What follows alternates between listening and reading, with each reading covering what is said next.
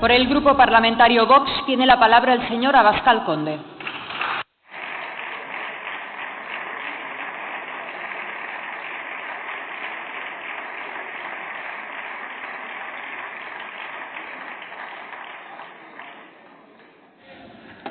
Muchas gracias.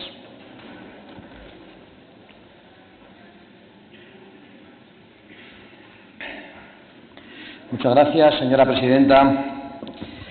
¿Qué aplomo tiene usted, señor Sánchez?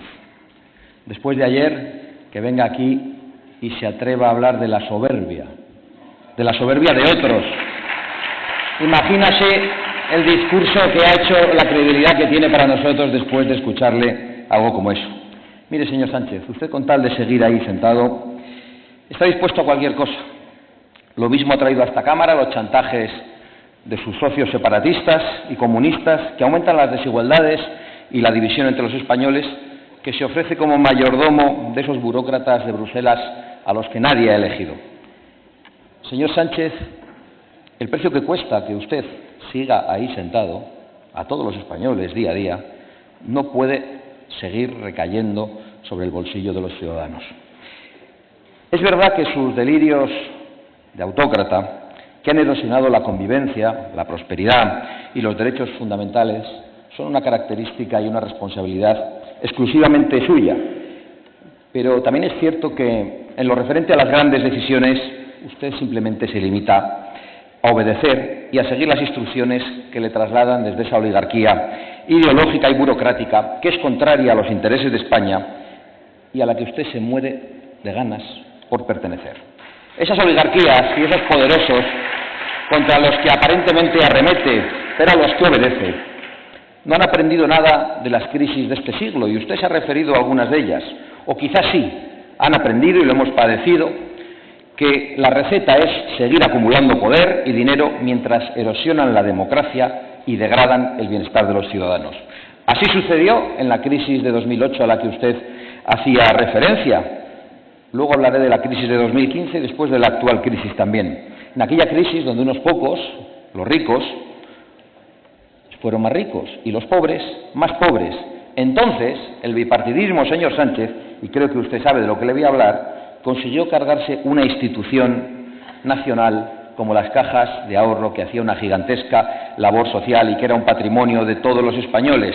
Unas cajas de ahorro que después se entregaron a los bancos una vez que habían sido saqueadas. Si no recuerdo mal, creo que por aquel entonces usted era consejero de una de ellas, de Caja Madrid.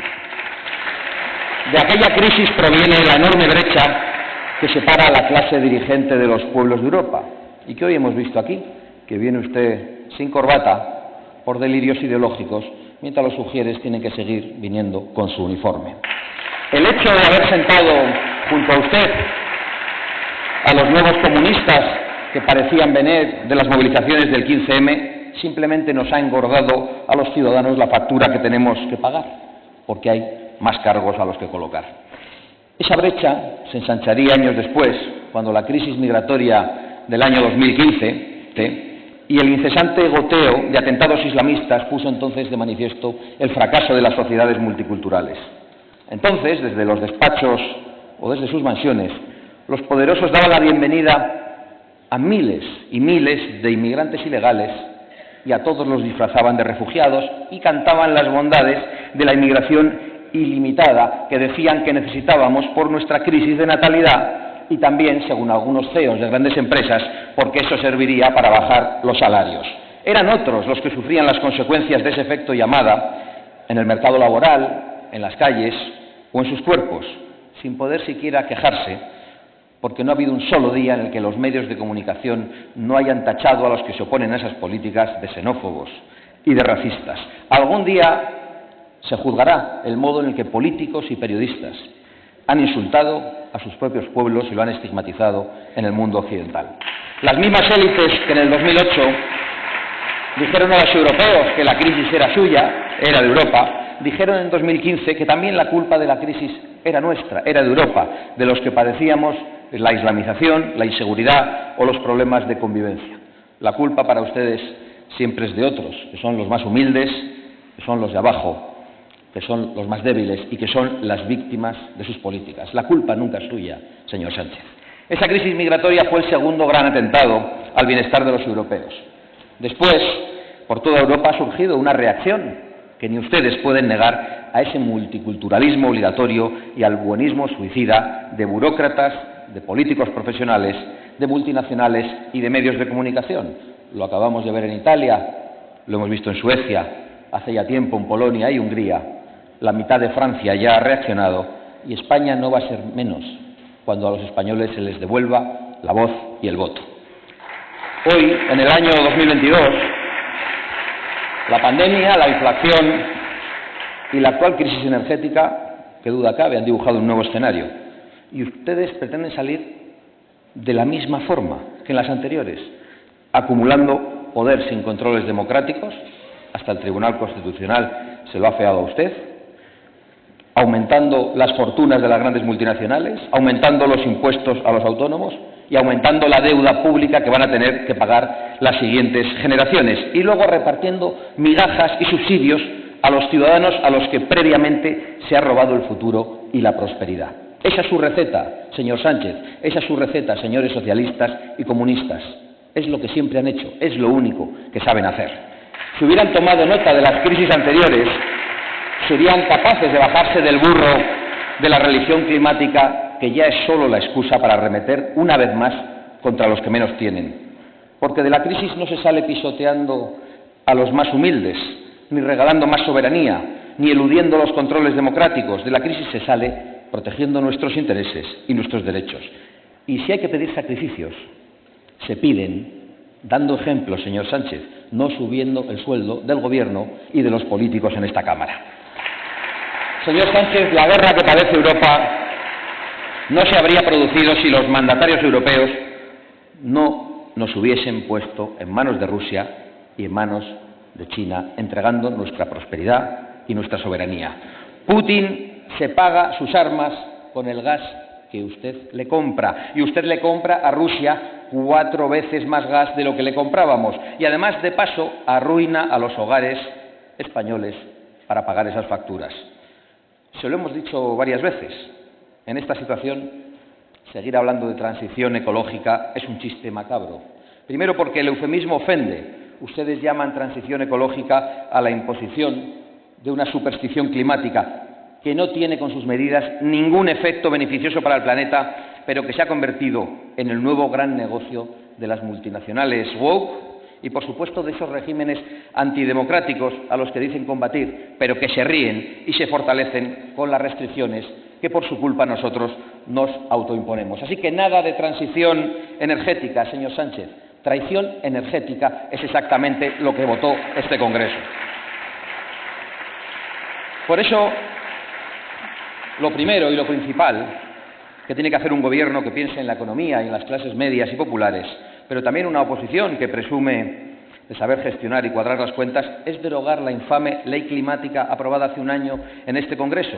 Es verdad que gran parte de ese disparate está impulsado por Bruselas, pero su gobierno, con la única oposición de Vox en esta Cámara, ha ido más allá, prohibiendo la exploración de nuestros recursos naturales y energéticos.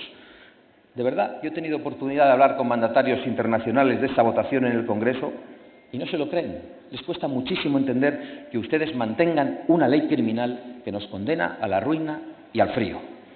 Un disparate que solo se explica por una razón, por el fanatismo de unos y por los intereses oscuros de otros. Porque la realidad es que España tiene la posibilidad de producir gran parte de la energía necesaria para cubrir las necesidades de los españoles, dado que existen en territorio nacional reservas de hidrocarburos para más de 70 años y que las centrales nucleares podrían abastecerse con las minas de uranio españolas.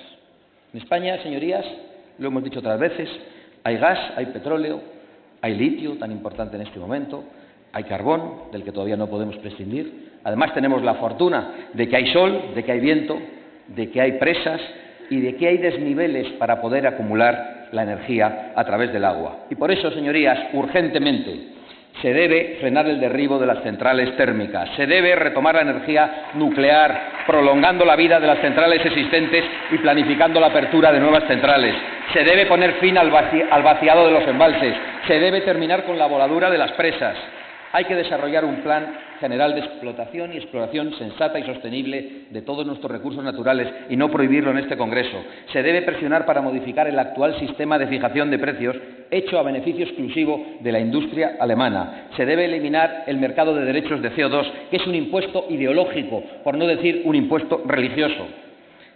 Se debe acabar con las puertas giratorias en las empresas eléctricas, esas en las que acaban todos ustedes más pronto que tarde. Se debe reducir drásticamente los impuestos y se debe retomar, señorías, señor Sánchez, una política internacional previsible, avalada por este Congreso, inspirada únicamente en los intereses nacionales y no en los extraños caprichos del señor Sánchez.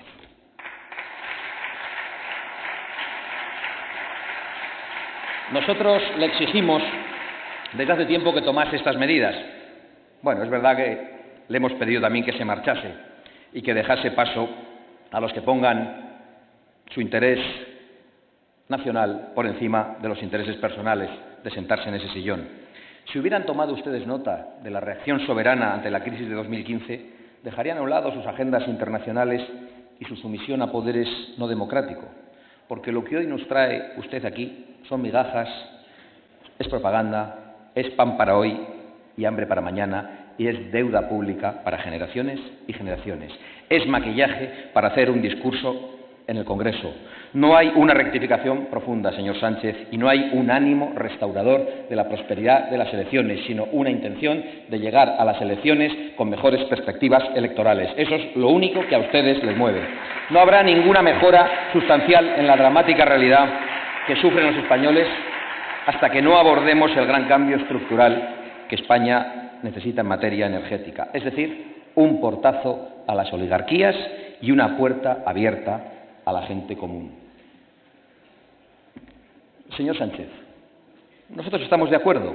Hay que gravar los beneficios extraordinarios de las eléctricas que se han enriquecido indecentemente con la legislación que indecentemente ha sido aprobada por ustedes. Todo eso también hay que decirlo. Favorecedora de esas empresas eléctricas en las que ustedes acaban trabajando. Y todo eso mientras caía en picado el poder adquisitivo de las familias. El problema es que ustedes quieren confiscar ese dinero para entregárselo al Ministerio de las Faldas en los semáforos, al Ministerio de la Huelga de Juguetes o para regalárselo a Bill Gates, que al pobrecito le debe faltar. Oiga, señor Sánchez, no sé por qué se escandaliza. Yo creo que lo que escandaliza a los españoles es que usted regale dinero de los españoles a un millonario.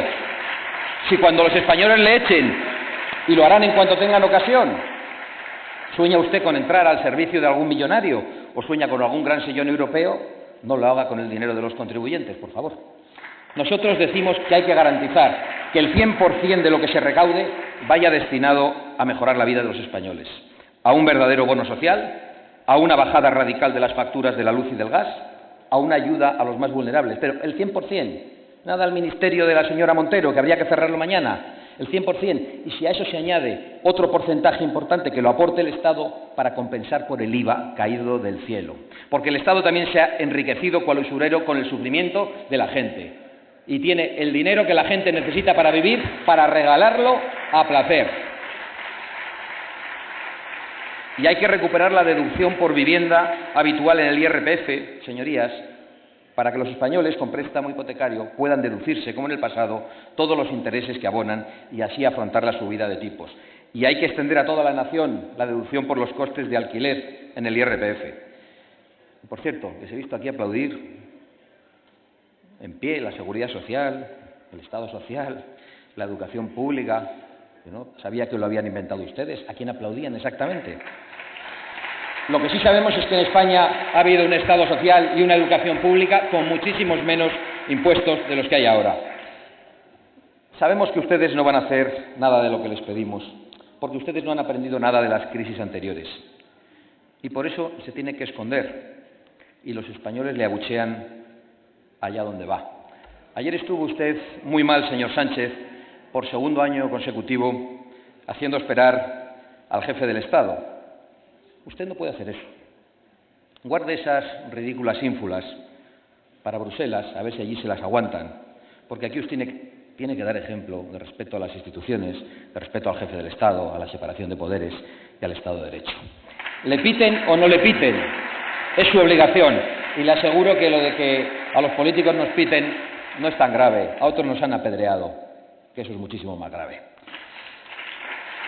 Si hubieran aprendido ustedes algo de esas crisis, sabrían que entre los españoles late con fuerza un deseo irreprimible de soberanía, de ser dueños de nuestro destino y una convicción de que nunca más otros, sean quienes sean, decidan por los españoles.